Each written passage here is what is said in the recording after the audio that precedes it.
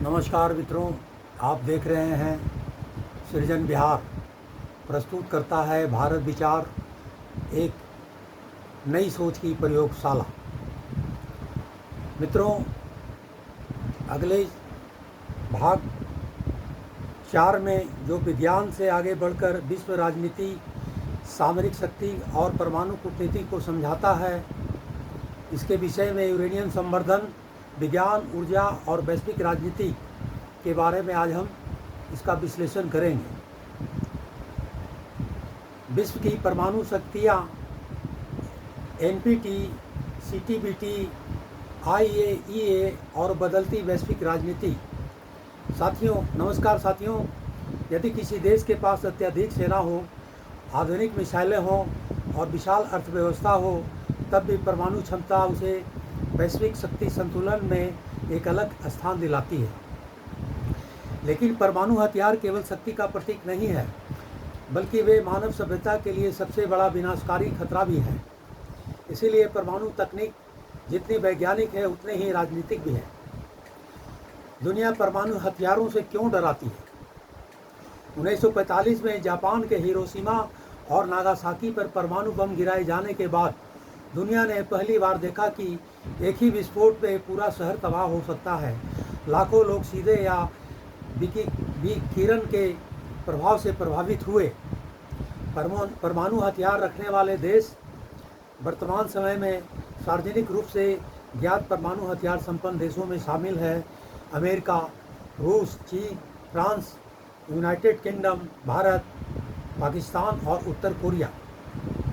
इसके अतिरिक्त इजराइल के बारे में व्यापक अंतर्राष्ट्रीय अनुमान है कि उसके पास परमाणु हथियार है। हालांकि उसने आधिकारिक रूप से इसकी पुष्टि या खंडन नहीं किया है। परमाणु हथियारों की दौड़। द्वितीय विश्व युद्ध के बाद अमेरिका और सोवियत संघ के बीच शीत युद्ध शुरू हुआ।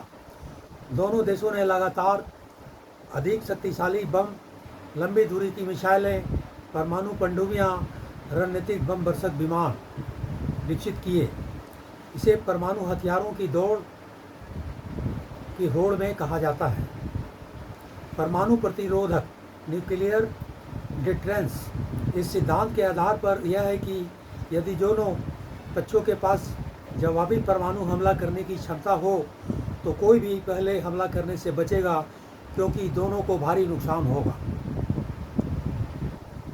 इसे परस्पर सुनिश्चित विनाश की अवधारणा से भी जोड़ा जाता है। एनटीपी क्या है? परमाणु अप्रसार संधि, nuclear non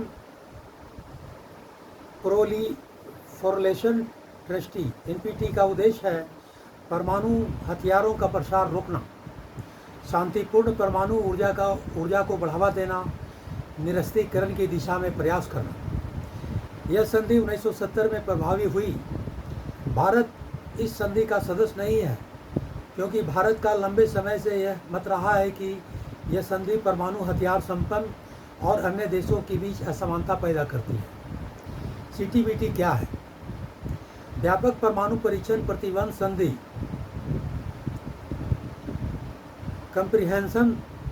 comprehensive nuclear test ban treaty. CTBT का उद्देश्य परमाणु विस्फोटकों पर रोक लगाना है। हालांकि संधि अभी तक पूर्ण रूप से लागू नहीं हो सकी है, क्योंकि इसके प्रभावी होने के लिए आवश्यक कुछ देशों ने अभी तक इसका अनुमोदन नहीं किया है। आईएईए की भूमिका। अंतर्राष्ट्रीय परमाणु ऊर्जा एजेंसी आईएईए संयुक्त राष्ट्र प्रणाली से जुड़ी संस्था है। इसके प्रमुख कार्य हैं परमाणु संयंत्रों का निरीक्षण, परमाणु सामग्री की निगरानी, सुरक्षा मानकों को बढ़ावा देना, शांतिपूर्ण उपयोग सुनिश्चित करने में सहयोग करना। भारत की परमाणु नीति के मुख्य आधार: विश्वसनीय न्यूनतम प्रतिरोधक क्षमता, क्रेडिबल मिनिमम डिटरेंस, पहले उपयोग न करने, नो फर्स्ट यूज की घोषित नीति, जिम्मेदार परमाणु शक्ति के रूप में व्यवहार, निर्यात नियंत्रण और सुरक्षा मानकों का पालन। भारत पाकिस्तान चीन का सामरिक संतुलन। दक्षिण एशिया में भारत, पाकिस्तान और चीन के बीच सुरक्षा संबंध अत्यंत महत्वपूर्ण है। भारत अपनी सुरक्षा आवश्यकताओं के अनुसार क्षमता विकसित करता है। पाकिस्तान अपनी सुरक्षा रणनीति के अनुरूप परमाणु प्रतिरोध पर बल देता है। चीन एक प्रमुख वैश्विक परमाणु शक्ति है और उसकी सामरिक क्षमताएं व्यापक हैं। इन तीनों देशों के बीच स्थिरता बनाए रखने में संवाद, कूटनीति और संकट प्रबंधन की महत्वपूर्ण भूमिका है। मिसाइल और परमाणु क्षमता। केवल परमाणु हथियार होना पर्याय नहीं होता, उन्हें सुरक्षित और विश्वसनीय ढंग से पहुंचाने के लिए विभिन्न माध्यमों की आवश्यकता होती है। भूमि आधारित बैलिस्टिक मिसाइलें, पनडुब्बी से जोड़ी जाने वाली मिसाइलें, रणनीतिक बमवर्षक विमान, इन तीनों माध्यमों को सामूहिक रूप से न्यूक्लियर ट्राइड कहा जाता है। क्या परमाणु युद्ध हो सकता है? आज अधिकांश विशेषज्ञ मानते हैं कि परमाणु युद्ध के परिणाम इतने विनाशकारी होंगे कि कोई भी जिम्मेदार राष्ट्र इसे विकल्प के रूप में नहीं देखना चाहेगा। फिर भी गलत आकलन, तकनीकी त्रुटि, क्षेत्रीय संघर्ष या संचार की विफलता जैसी परिस्थितियां जोखिम बढ़ा सकती हैं। इसीलिए हथियार नियंत्रण, संवाद और विश्वास निर्माण उपाय अत्यंत महत्वपूर्ण है। भविष्य की चुनौतियां। आने वाले वर्षों में दुनिया को इन प्रश्नों का सामना करना होगा। पहला, परमाणु हथियारों की संख्या कैसे कम की जाए। दूसरा, नई तकनीकों के साथ सुरक्षा कैसे सुनिश्चित की जाए। तीसरा, परमाणु आतंकवाद को कैसे रोका जाए। और चौथा, स्वच्छ ऊर्जा और सुरक्षा के बीच संतुलन कैसे बनाया जाए। निष्कर्ष है कि परमाणु शक्ति केवल विज्ञान की उपलब्धि नहीं, बल्कि जिम्मेदारी की भी परीक्षा है। यूरेनियम से शुरू हुई यह यात्रा हमें ऊर्जा, चिकित्सा, उद्योग और अंतरिक्ष तक ले जाती है। लेकिन यही तकनीक यदि नियंत्रण से बाहर हो जाए तो मानव सभ्यता के लिए गंभीर खतरा बन सकती है।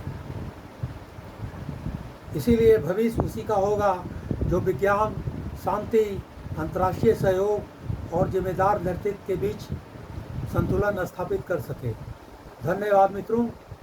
फिर हम मिलते हैं सृजन विहार के अगले विश्लेषण में।